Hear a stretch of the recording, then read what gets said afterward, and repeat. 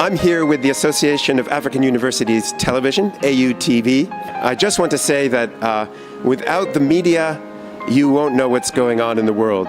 Even with the media, you sometimes don't know what's going on in the world.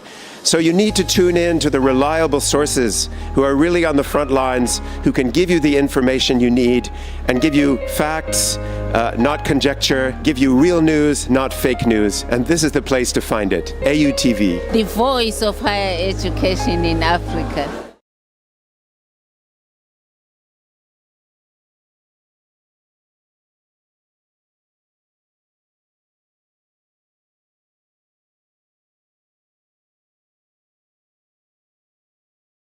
I'm here with the Association of African Universities Television, AAU TV. I just want to say that without the media, you won't know what's going on in the world. Even with the media, you sometimes don't know what's going on in the world. So you need to tune in to the reliable sources who are really on the front lines, who can give you the information you need and give you facts, not conjecture, give you real news, not fake news. And this is the place to find it, AAU TV. The voice of higher education in Africa.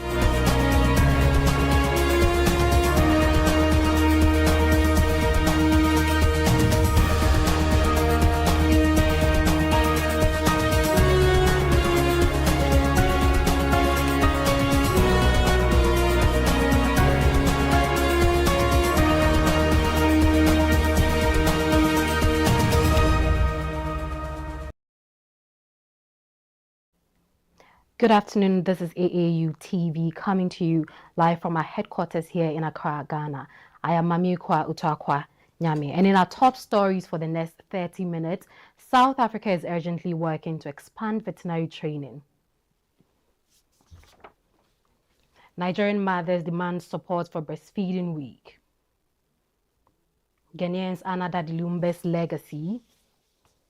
Pope inspires global youth after Jubilee. Please stick with us for news in detail after this short break. We'll be right back.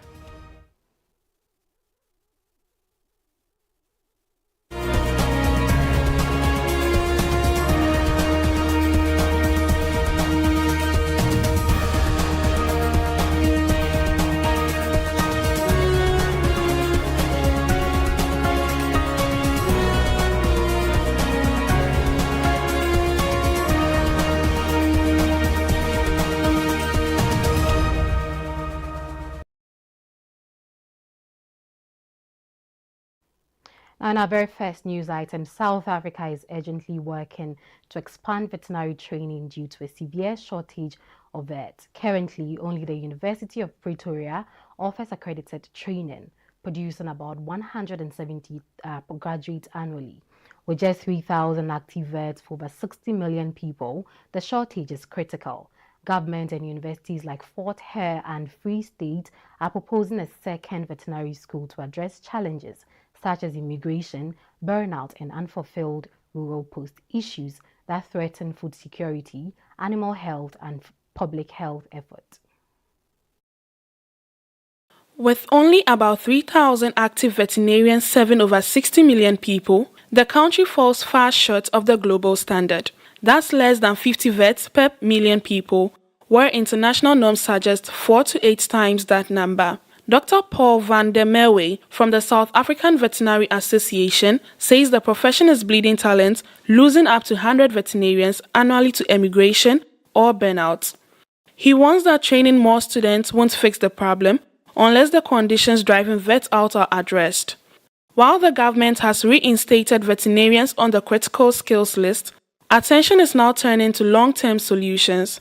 The University of Fort Hare and the University of the Free State are both in the running to launch the country's second veterinary faculty. UFS recently secured planning, approval, and funding, possibly giving it to the edge. The University of Pretoria, UP, continues to receive more than 1,200 applications annually, but can only accept 190. Dean Vinnie Naidu says expansion is needed, but major investment is required to scale up. As institutions weigh infrastructure, funding, and regulatory approval, the skates go beyond education. This is about safeguarding animal health, food systems, and a broader One Health agenda in South Africa. In more news, the first ever Eco Ambassadors Training Workshop was recently held in Accra, Ghana, bringing together young African leaders for a 2-day event focused on climate justice. The workshop, a collaboration between the All African Student Union, Oxfam in Accra, the Green Africa Youth Organization, and the Association of African Universities, aimed to equip participants with the knowledge and skills needed to address the disproportionate impact of climate change on the continent. By moving from a spectator role to that of an active citizen, attendees were empowered to champion real-world solutions through research, advocacy, and innovation. During the 2-day Eco Ambassadors Workshop in Accra, speakers highlighted the urgent need for youth-driven climate action. Ghana's Environment Minister Dr. Ibrahim Murtala Mohammed outlined key initiatives like the shift to electric vehicles and the fight against illegal mining as part of the country's green transformation. Labour Minister Dr. Abdul Rashid Pelpo stressed the role of green jobs in tackling youth unemployment and called on young people to lead innovation. Speaking virtually, Edward Francois Buchman from Oxfam Africa emphasized the power of youth in pushing systematic change through education and collaboration. He referenced a recent legal victory at the International Court of Justice where young activists held polluting states accountable, a strong example of youth influence on global climate policy. Nana Minta Asiedu Ampedu Minta of Green Africa Youth Organization, GAYO, called for aligning university education with green economy needs, urging youth to see climate work as part of their identity. AAU Secretary General Professor Olushola Oyewele delivered a passionate message telling students they are the generation with the voice and vision to lead real change. With rich discussions and inspiring sessions, the workshop signaled a growing movement of young Africans rising to protect the planet and shape a sustainable future. In health, as the world commemorates World Breastfeeding Week from August 1 to 7, 2025, Nigerian mothers across the Federal Capital Territory are urging health authorities, policymakers, and communities to bridge the gap between breastfeeding advocacy and actual support systems. Under the theme, Invest in Breastfeeding, Invest in the Future, the global campaign championed by the World Health Organization and UNICEF highlights the urgent need for practical assistance, trained professionals, and policy reform to empower mothers from pregnancy through postpartum recovery. For 28-year-old Halima Yusuf, a mother of 2 in Nyanya, the challenge wasn't choosing to breastfeed, it was doing it without support. After delivering at the public hospital, she received no guidance on how to hold her baby, manage pain, or continue breastfeeding when it became difficult. Her experience reflects that of many mothers across communities like Kubwa, Gwagwalada, and Lugbe. While exclusive breastfeeding for 6 months is widely encouraged, many women report lack of practical support and information to make it work. In antenatal clinics, expected mothers often hear about the benefits of breastfeeding, but little is said about the realities, such as dealing with sore nipples, fatigue, and low milk supply. As a result, many feel unprepared and overwhelmed in the early weeks of motherhood. Health professionals stress that breastfeeding is not solely a personal responsibility, but one that requires collective support. Pediatricians and lactation consultants are calling for increased training of lactation counselors, better postnatal care, and stronger workshop policies to help nursing mothers continue breastfeeding. Although Nigeria continues to observe World Breastfeeding Week annually, support at the community level remains limited. This year's campaign underscores a key message: raising awareness is not enough. Real investment in breastfeeding means strengthening the systems, staffing, and policies that enables mothers to succeed. Please stick with us for news and discovery after this short break. We'll be right back. Are you a university, college, high school, private organization, NGO, individual professor, instructor, or facilitator seeking to take advantage of the numerous benefits of online education? Look no further. The AAU eLearn Africa LMS is a great opportunity to begin your journey to online course development and creation for teaching, learning and training purposes. AAU eLearn Africa LMS, which is a partnership between the Association of African Universities and eLearn Africa, has made available ease to use online learning tools to all stakeholders within the educational ecosystem of the African continent. This is to enhance teaching and learning in the bid to expand online learning opportunities for students in Africa. The online platform is open and available for free to all stakeholders and facilitates virtual access to classes without needing the other tools such as Zoom, Microsoft Teams, among others. For more information, visit www.elearnafricalms.com or contact us via aaulms@aau.org or estherm@elearnafrica.com. Follow us on LinkedIn, Twitter, and Facebook at AAU eLearn Africa LMS.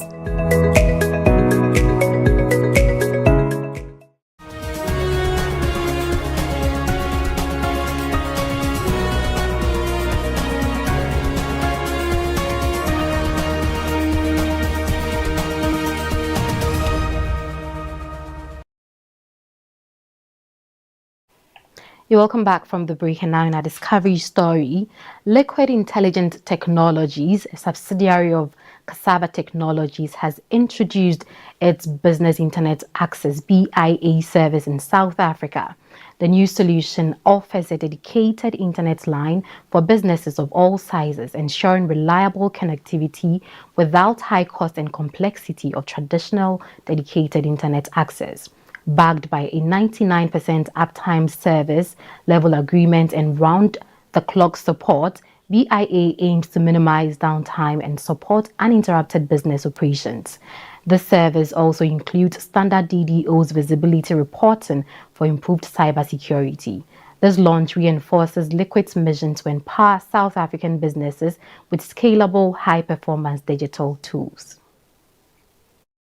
In a bold step towards empowering South African businesses, Liquid Intelligent Technologies, a business of Cassava Technologies, has launched its Business Internet Access Service, also known as BIA.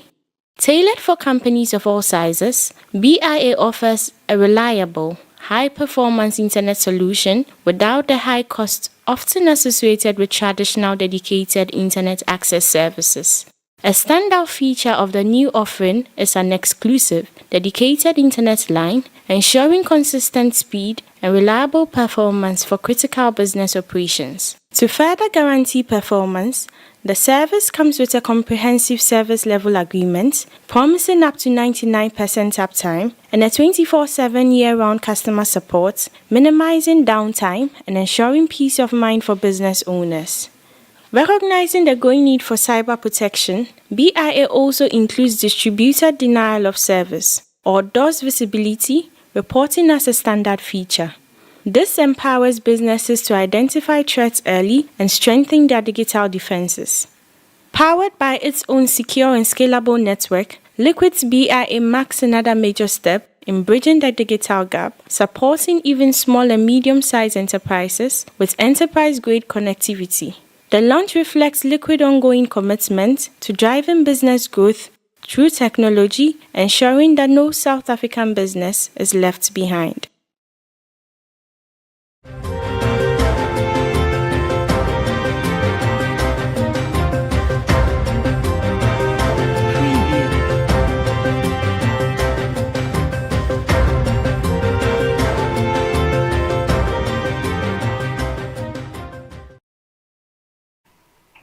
Now in sports, Tunisian swimmer Ahmed Daoudi has captured global attention with a sensational double victory at the World Swimming Championships.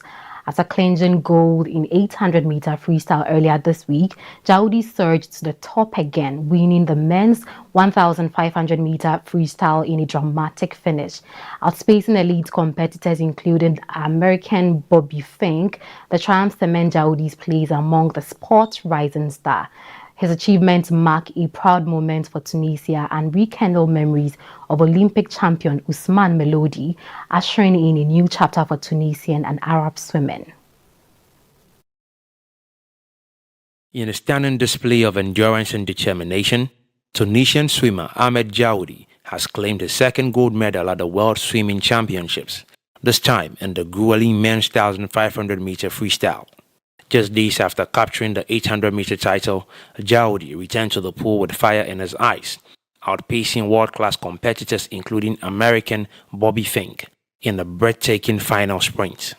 This back-to-back triumph places Jaoudi firmly on the global map and signals the rise of a new swimming icon, not only for Tunisia, but for the Arab world.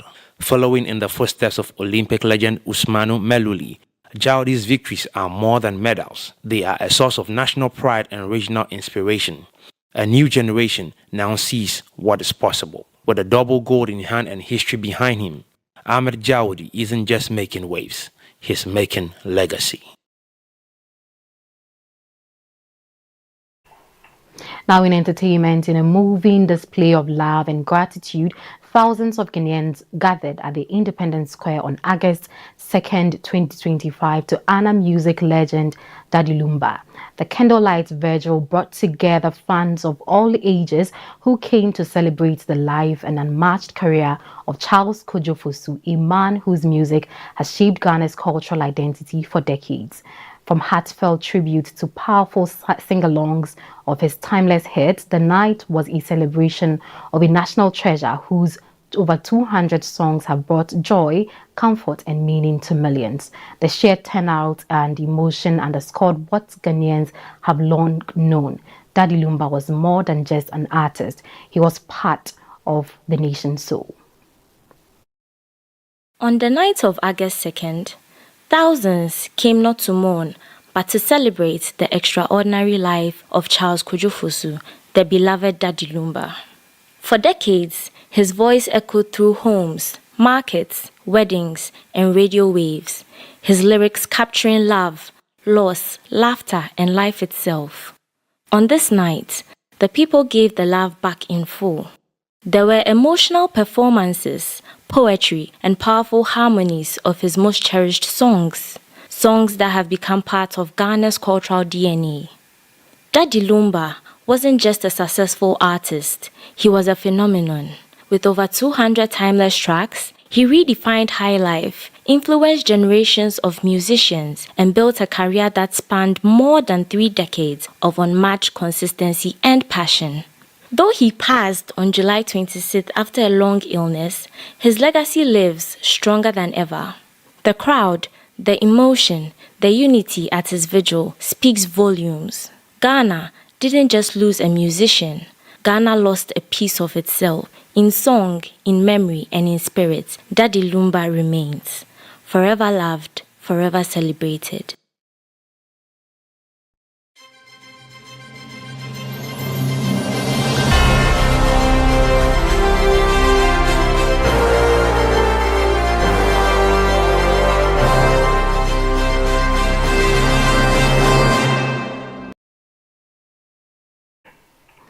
In business, South Africa is introducing urgent support measures for exporters facing a steep 30% tariff imposed by the United States. Trade and foreign ministers announced steps including exemptions from the competition rules, financial facilities and market access support to help local businesses, particularly in agriculture and car manufacturing. Pretoria had tried to negotiate a trade deal with the U.S. offering significant investment in energy imports, but talks failed. The government maintains that its exports are not a threat to U.S. industries and is now working to protect tens of thousands of jobs at risk. South Africa is moving swiftly to protect local industries and jobs after the United States announced a 30% tariff on South African exports. Trade and Foreign Affairs ministers have outlined a package of support measures, including exemptions from certain competition laws to allow collaboration among local firms and financial facilities for working capital and industrial equipment. The tariffs, which take effect this week, are expected to hit the agriculture and car-making sectors hardest, potentially costing tens of thousands of jobs. Pretoria says it had proposed a framework deal to Washington, offering to import U.S. liquefied natural gas and invest over $3 billion in U.S. industries, but negotiations fell through despite a last-minute push. Officials dismissed speculation linking the Chari decision to South Africa's domestic policies or geopolitical positions, insisting the country poses no threat to U.S. trade or national security. To cushion the blow, the government is activating the Unemployment Insurance Fund and establishing an export support desk to help companies find alternative markets through embassies and trade links. As Cabinet prepares to finalize further interventions this week, officials reaffirmed their commitment to ongoing dialogue with U.S. counterparts in protecting South Africa's economic interests.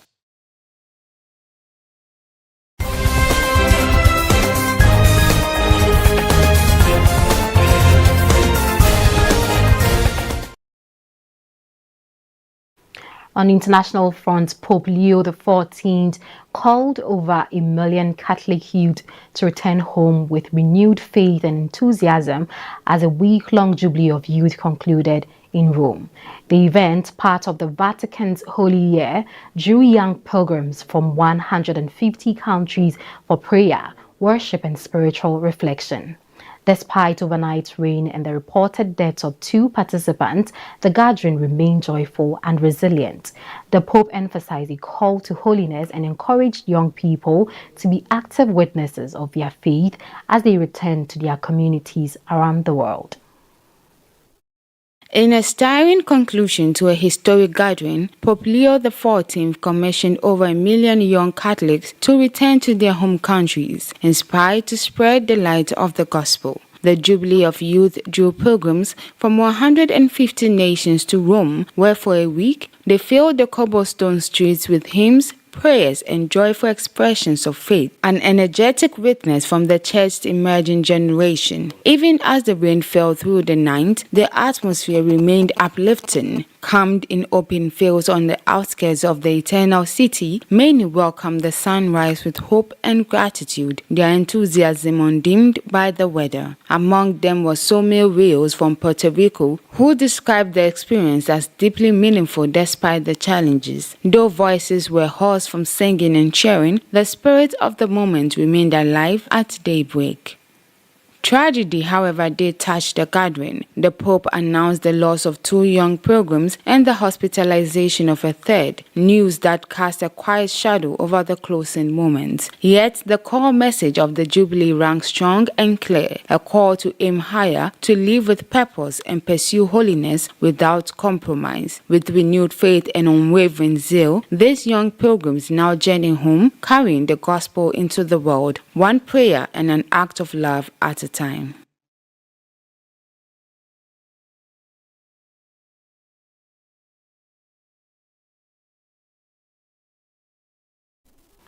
That is all for the news, and thank you for sticking with us. Let's take a quick recap of our headlines.